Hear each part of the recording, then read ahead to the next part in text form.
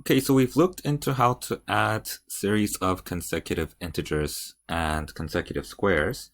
And in this video, we will be adding up partial consecutive series. So what do I mean by partial consecutive series? So when we've added up consecutive integers, it was in this form when I was from 1 to, let's say, 10, I. This just meant we're adding up all the numbers from 1 through 10. But what happens if we are not adding from 1? So if we're adding from, let's say, 3, so this would be like this, 3 plus 4 plus 5 all the way to 10. Now, 10 is not that big of a number, so this is doable here.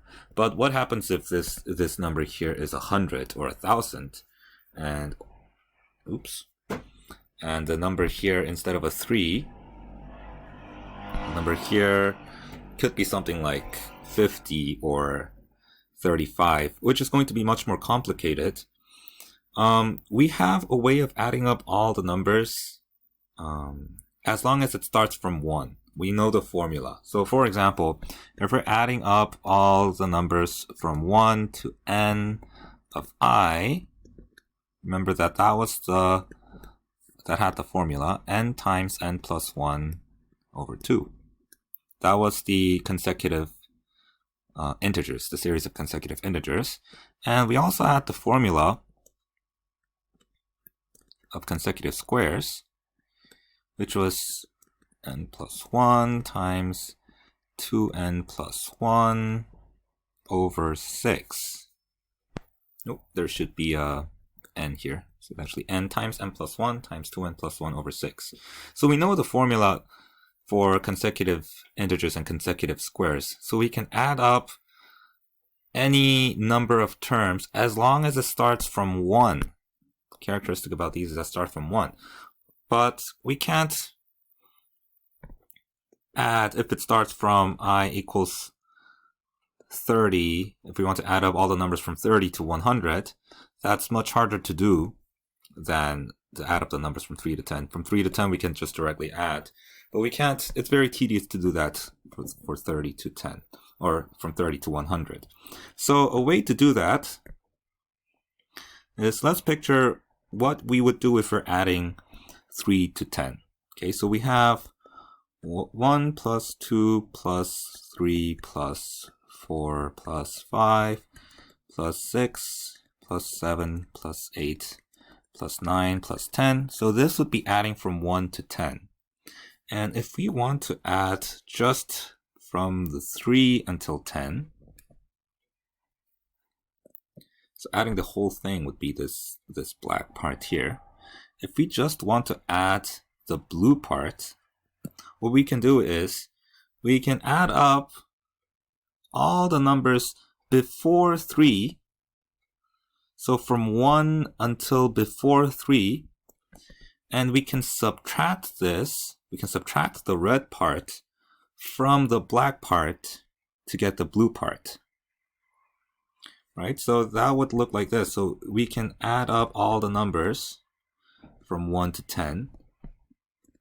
And then we can subtract all the numbers from 1 right before 3. Right? So that's until 2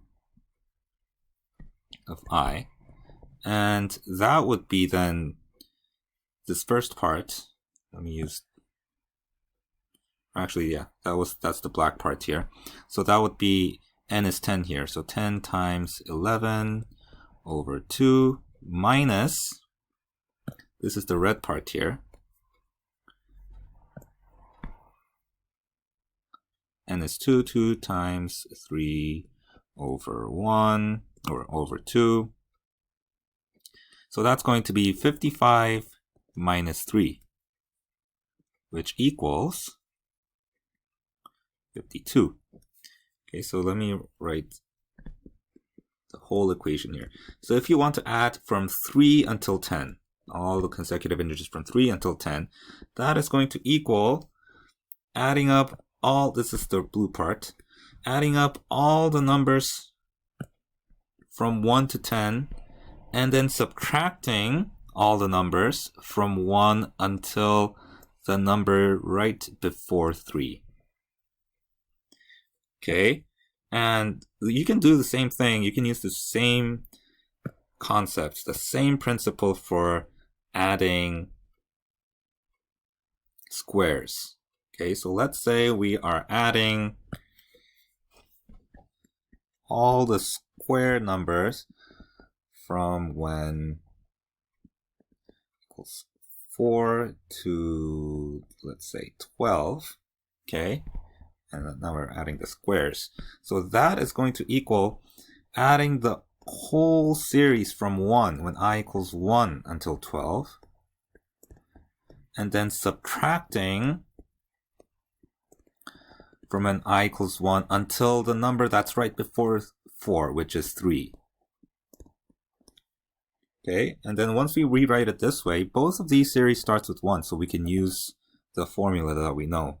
So this part is going to be 12 times 13 times 24 plus 1, which is 25, divided by 6, minus, this is going to be 3 times 4 times 6 plus 1, which is 7, over 6. Okay, and then you can simplify this. Let's see what we get if we simplify this. So we can cancel the 6 with 12. We can cancel the 6, the 3 here, and then the 2 with the 4 here. Okay, so that's 2 times 13, which is 26, times 25, minus 2 times 7, which is 14. 26 times 25 is 650 minus 14. Okay, so that would be 636.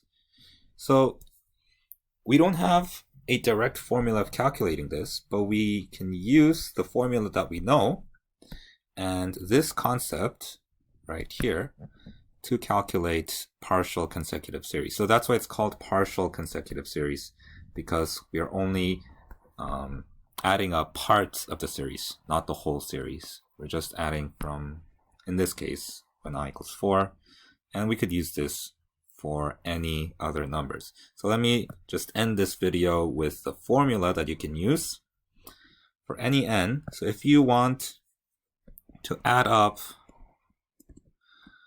let's actually use from k to n of I squared, or it doesn't need to be squared here.